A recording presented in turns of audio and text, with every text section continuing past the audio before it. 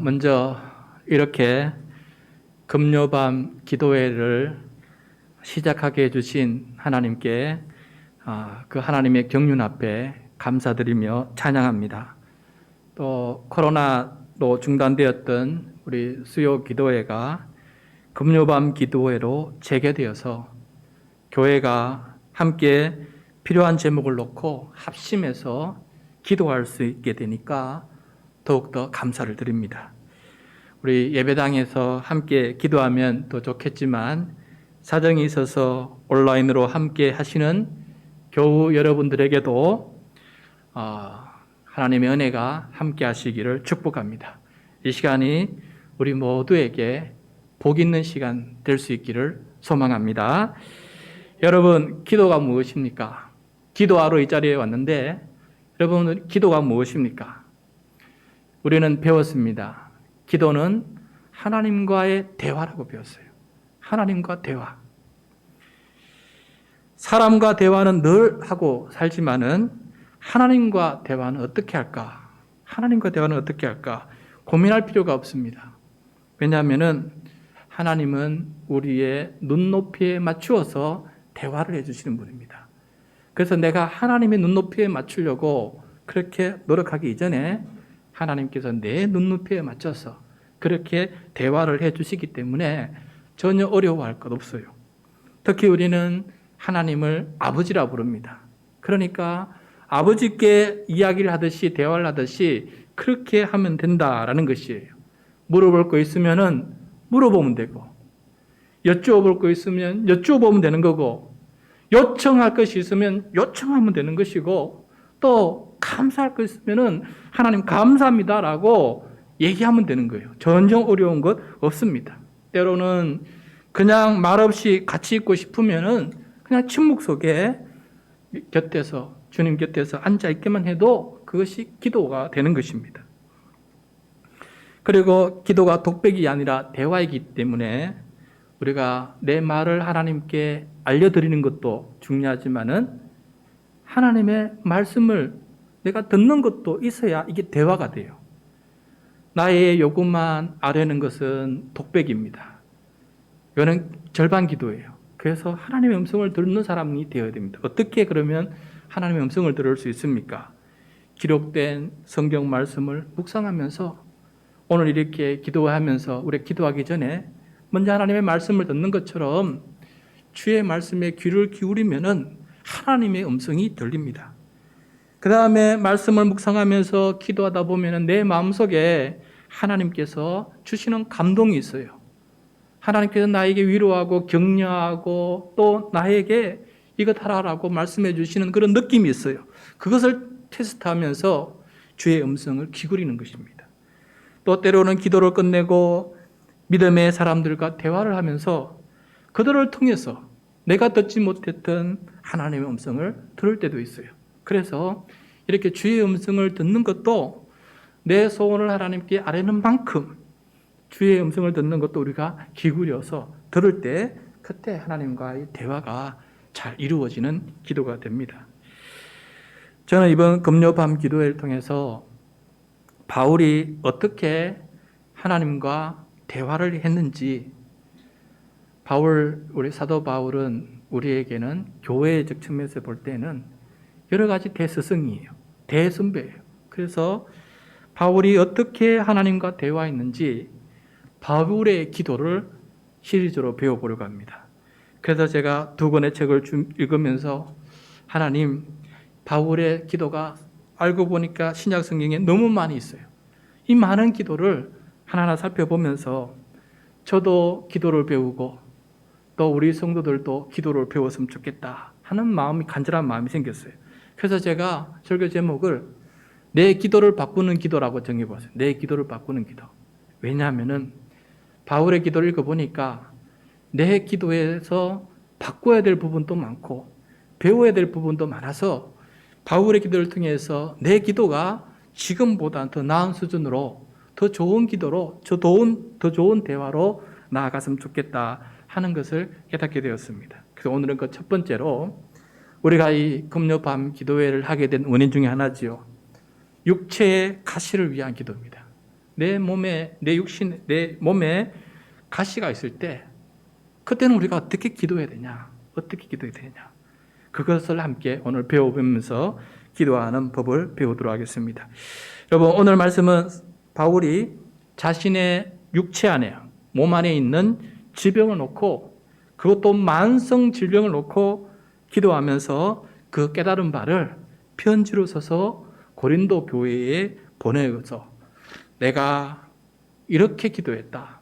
나에게도 만성 질병이 있는데 그 만성 질병을 앓으면서 나는 어떤 통증이 있었고 또 그걸 놓고 어떻게 기도했는데 그 기도에 하나님께서 어떻게 응답하셨고 그래서 나는 그 기도를 통해서 그 통증을 통해서 어떤 유익을 얻게 되었다라는 것을 가르쳐주는 자신의 기도 경험을, 기도의 열매를 편지에 적어서 고린도 교회에 보낸 것이 바로 오늘 본문 말씀이 되겠습니다. 그래서 오늘 말씀을 통해서 함께 살펴보면서 이렇게 기도하는 거구나라는 것을 깨닫는 그런 좋은 시간 됐으면 좋겠습니다.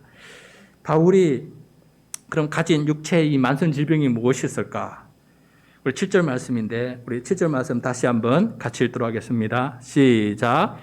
여러 계시를 받은 것이 지극히 크므로 너무 자만하지 않게 하시려고 내 육체에 가시 곧 사탄의 사자를 주셨으니 이는 나를 쳐서 너무 교만하지 않게 하려 하심이라. 아멘. 자, 여기 바울은 육체의 가시를 받기 전에 먼저 여러 계시를 받았다라고 고백하고 있어요. 여러분, 사실 우리가 아픔을 받기 이전에 하나님께 받은 것이 참 많아요. 근데 지금 여기서 바울이 앞의 말씀을 통해서 보면은 여러 계시를 받았는데 그 중에 하나는 1절부터 4절까지 나오는 말씀에 보면은 바울이 너무 놀라운 신비한 체험을 했어요. 어떤 신비한 체험을 했냐면 낙원에 이끌려 가서 예수님이 계시는 낙원에 이끌려 가서 말로 표현할 수 없는 그런 말들을 많이 듣고 돌아왔다는 것을 얘기하고 있어요. 여러분, 우리는 보지 못하고 믿지만은 바울은 엄청난 것을 보고 엄청난 믿음 속에 살아가는 사람을 되었다는 것을 보게 돼요. 이런 은혜는 아무나 받지 않아요. 여러분, 우리 중에 낙원에 갔다 온 사람이 있습니까? 근데 사도 바울은 낙원에 갔다 온 그 경험이 있다고 지금 자기가 그 계시를 받았다고 지금 말하고 있어요. 얼마나 복되고 얼마나 기쁘고 얼마나 만족스럽고 얼마나 영광스럽고 대단한 자랑거리 그런 경험이 아니겠습니까? 그런데 이런 계시를 받은 것이 지극히 커서 이 계시가 어마어마하게 커서 바울이 너무 자만하게 될 뻔했어요. 나는 너희들이 가지지 못하는 이러한 영적인 체험을 가진 영적인 고엘리트로서 너희들과 비교할 수 없는 하나님의 특별한 은혜를 받았고 나는 그래서 너희와 다른 하나님의 보배로운 아주 특출한 사람이다라고 자만할 뻔했다라는 것이. 교만해질 뻔했어요. 그 자만과 교만을 막아준 것이 바로 육체에 있는 가시였다라고 말씀하고 있어요. 여러분, 그렇게 큰 은혜 받은 사람이라면 육체의 가시가 없어야 되지 않겠어요? 봐라, 나는 영적으로도 하늘의 낙원을 본 사람이고 육신적으로도 온만 육신이 다 건강하고 모든 것이 좋아서 나는 이렇게 특별한 사람이다. 그렇게 말할 뻔, 그렇게 교만할 뻔하지 않았습니까? 그런데 하나님께서 그 교만을 아시고 그 자만을 아시고 육체를 치신 거예요. 그래서 자만하지 않도록. 그래서 바울은 그것을 깨달았던 거예요.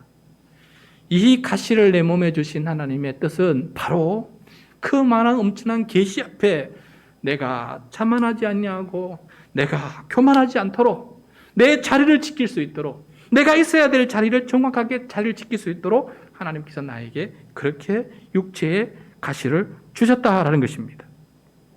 여러분, 질병은 우리 모두를 겸손하게 만듭니다. 겸손하게 만들어요. 그래서 바울은 왜 자기에게 질병이 생겨났는지를 이렇게 깨달았다. 질병이 주는 유익이 있다는 것을 이렇게 고백하고 있어요. 내가 그만큼 교만한 사람이고 내가 그만큼 자만할 사람이었는데 하나님께서 나를 억지로 낮추어서 이렇게 내가 서야 될 자리를 설 수 있는 그런 사람으로 하나님께서 만들어 주셨다라고 이렇게 고백하고 있습니다. 얼마나 큰 고백이고 깨달음입니까? 그러나 질병은 질병이에요. 질병은 아픈 겁니다. 그래서 바울은 처음에 이 육체의 가시를 질병을 가시라고 말해요. 육체의 가시를. 똑같은 병이라고 말하지 않고 얼마나 아팠으면은 육체의 가시다. 가시처럼 찌르는 그런 고통이 나에게 있다라고 말씀하고 있어요. 바울은 그 고통 때문에 그 질병을 심지어 어떻게 표현하냐면 가시를 넘어서 사탄의 사자다라고 표현하고 있어요. 사탄의 사자다. 사탄이 보낸 졸개다라는 거예요. 사탄이 보낸 졸개다. 여러분, 사탄은 인간에게 고통을 주어서 무너뜨리기를 좋아해요. 또 사탄은 거짓말로 유혹을 해서 우리로 하여금 하나님을 대적하는 교만과 자만을 불러일으키는 것이 바로 사탄이 하는 일이에요. 그래서 그 질병을 보고 이게 사탄이 나를 유혹하려고 왔다라고 또 이렇게 고백하는 것을 보게 됩니다. 그래서 바울은 이 질병이 가시처럼 아프고 사탄의 졸개처럼 자신을 유혹하기 때문에 얼른 자기 몸에서 속히 떠나기를 간절히 기도를 했습니다. 어떻게 기도했느냐? 8절 말씀 우리 같이 읽겠습니다. 8절 시작. 이것이 내게서 떠나가게 하기 위하여 내가 3번 주께 간구하였더니, 자, 질병이 생기면 질병이 자기 몸에서 떠나기를 기도해야 됩니다. 질병의 치유를 위해서 우리가 기도를 해야 돼요. 그래야 몸이 질병의 고통으로부터 자유와 해방을 얻게 됩니다. 그래서 바울은 자신의 질병이 떠나기를 위해서 3번 주께 간구했다라고 말씀하고 있어요. 이게 무슨 말일까? 3번 주께 간구했다. 예수님께서 겟세마네 동산에서 자기 앞에 놓인 십자가, 그것을 고난의 잔이라 불렀죠. 고난의 잔. 이 십자가의 잔을 내게서 옮겨달라.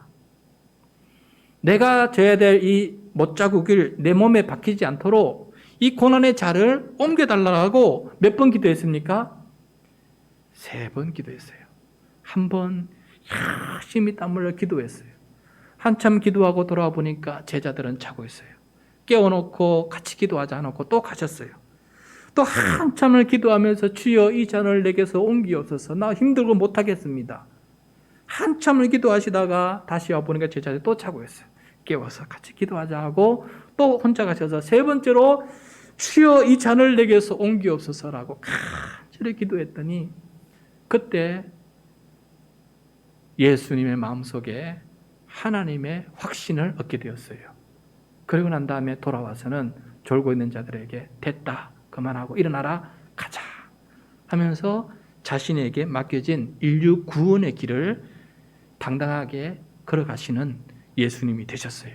그래서 이 바울이 3번 주께 간구했다는 것은 정확하게 3번을 했다는 것보다는 엄청나게 간구하고 기도했지요. 그런데 그 끝내 3번째 기도까지 도달했다는 거예요. 드디어 하나님의 음성, 하나님의 확신이 듣는 순간까지 그렇게 충분히 기도를 해서 드디어 하나님의 응답을 받았다라는 그 의미가 그 속에 담겨져 있어요. 바울도 3번 기도드린 뒤에 자신의 질병에 대한 주님의 음성을 듣게 됩니다.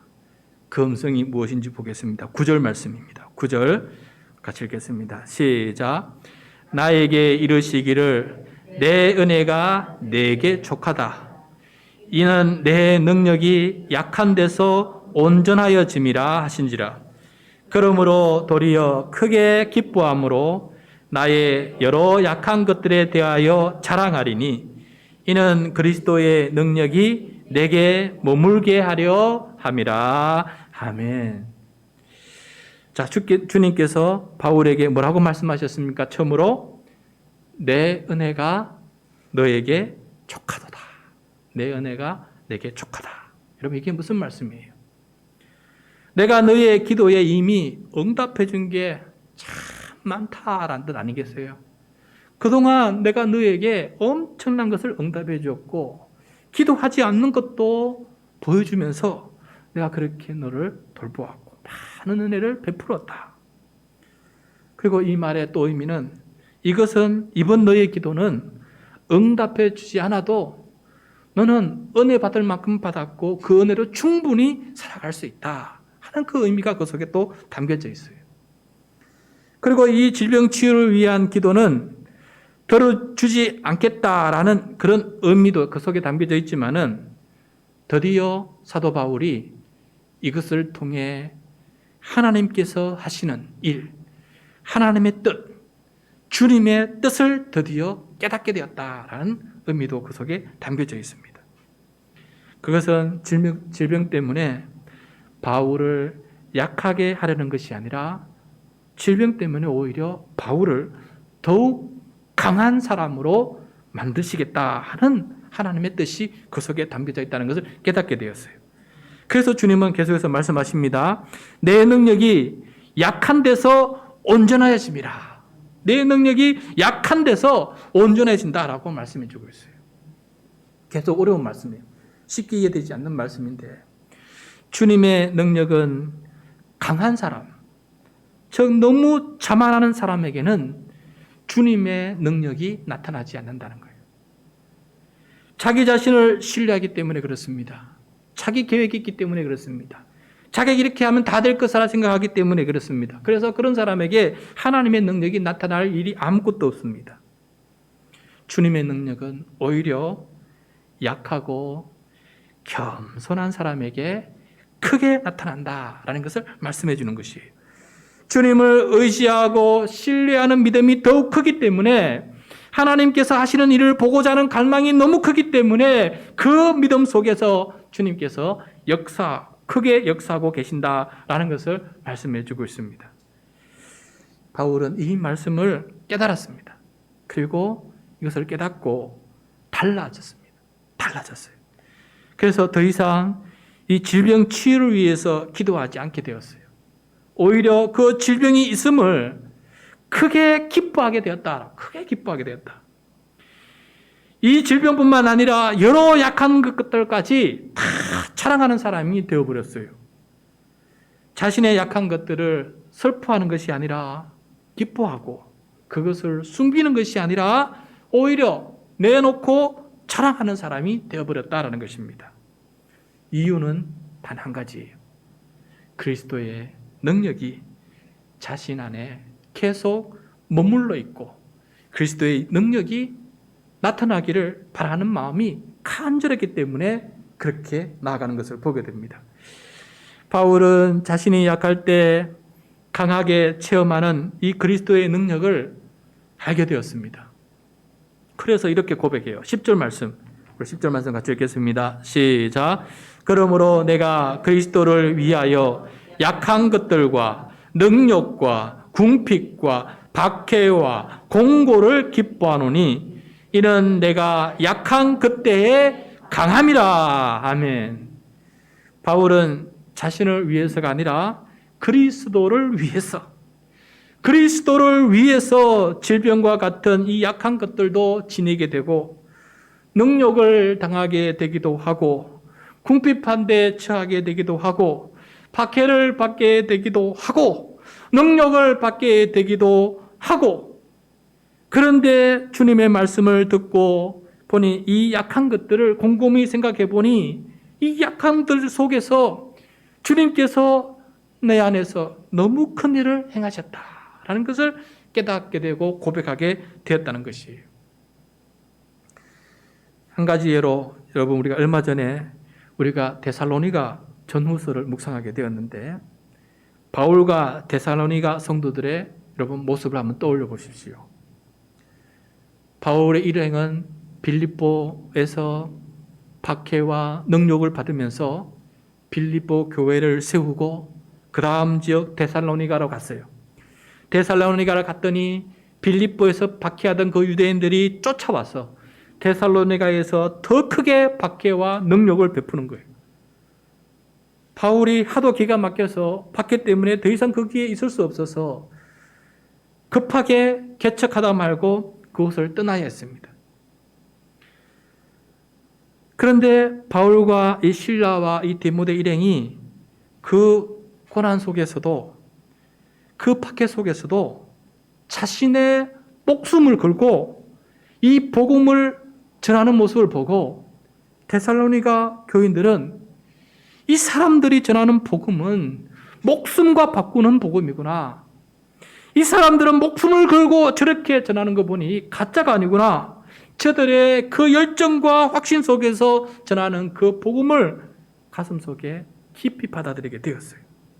그래서 짧은 시간이지만 복음을 듣고 또 그것을 믿었고 그들도 복음을 위해서 똑같이 고난과 박해를 받는 성도가 되었다는 것이에요.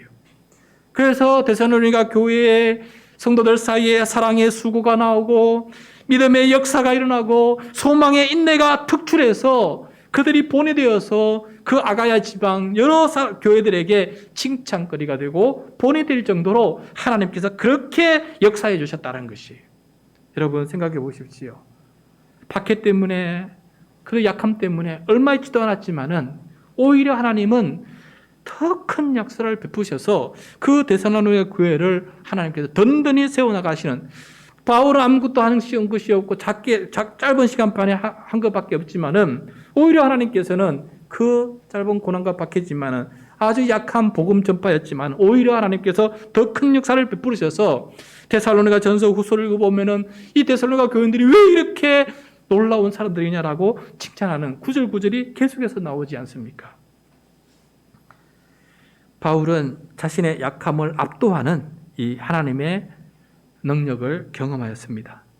자신의 약함이 오히려 하나님의 능력이 역사하는 통로가 되었다라는 것을 깨닫게 되었어요. 그래서 바울은 자신의 약함을 더 크게 기뻐하고 자신의 약함을 더 크게 자랑하고 간증하고 그것을 통해서 그리스도를 찬양하는 사람으로 변해가고 있는 모습을 우리에게 보여주고 있습니다.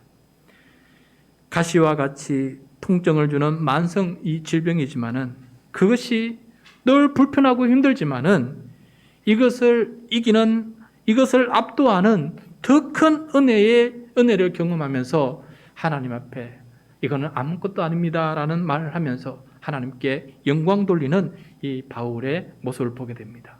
여러분, 이게 사도 바울이 자기 몸에 있는 만성 질병과 더불어서 하나님과 대화를 하면서 기도를 하면서 얻은 기도의 열매, 하나님과의 대화의 열매라는 것을 우리들에게 보여주고 있습니다. 여러분, 우리의 기도는 어떻습니까?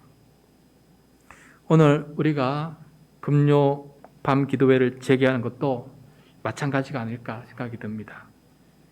우리에게 금요 기도회를 시작할 힘이 없었습니다. 그런데 우리는 굉장히 약해졌어요. 여러 사람이 병에 걸리고 교인들의 출석이 약해지고 그래서 우리 교회가 너무 약해졌어요. 그런데 이 약한 이때에 우리 모두에게 벅차긴 하지만은 이 금요 기도회가 시작이 되었습니다. 여러분, 저는 이것이 주님의 강한 역사라고 생각합니다. 여러분, 저의 목회 능력으로는 금요 기도회를 시작할 수 있는 힘이 없어요. 나는 제 힘으로는 교인들에게 이제 나와서 금요 기도회 합시다라고 할 힘이 없었어요. 그런 능력도 없었어요. 그런 권유할 수 있는 힘도 없었어요. 그런데 하나님께서 우리의 약함을 보시고 우리 가운데에서 이 금요 기도회를 할 수 있는 힘을 하나님께서 불러일으켜서 이렇게 이 저녁에 이 8시 반에 성도들이 나와서 이렇게 기도할 수 있는 역사가 일어나게 되었어요. 저는 이것이 바로 우리의 약함 가운데서 하나님께서 행하시는 그리스도의 능력이다. 우리의 약함을 압도하는 그리스도의 능력이다라는 것을 깨닫게 되었어요. 그래서 저는 이 시간이 하나님께 너무나 고맙습니다. 너무나 감사해요. 이런 일이 일어날 줄을 저는 상상도 못했습니다. 오늘 바울이 자신의 만성 질병을 가지고 하나님께 기도하면서 자신이 경험한 것을 우리들에게 가르쳐 주었어요. 다시 한번 요약하면은 내 몸에 가시가 생기면은 우리는 가시의 치유를 위해서 간절히 기도를 해야 돼요. 가시의 통증에서 자유하고 해방할 수 있도록, 그 가시 때문에 사탄의 유혹에 빠지지 않도록 빨리 이 가시가 내 몸에서 벗어나기를 우리는 사도 바울처럼 3번 주님께서 답을 주실 때까지 간절히 기도를 해야 됩니다. 그다음에 둘째, 그 와중에도 가시가 나에게 왜 생겼을까? 가시를 허용하신 하나님의 이유가 있다는 것입니다. 바로 자만하고 교만하지 않도록 우리가 있어야 될 자리를 있게끔 만드시는 하나님의 계획이 그 속에 담겨져 있다는 것이죠.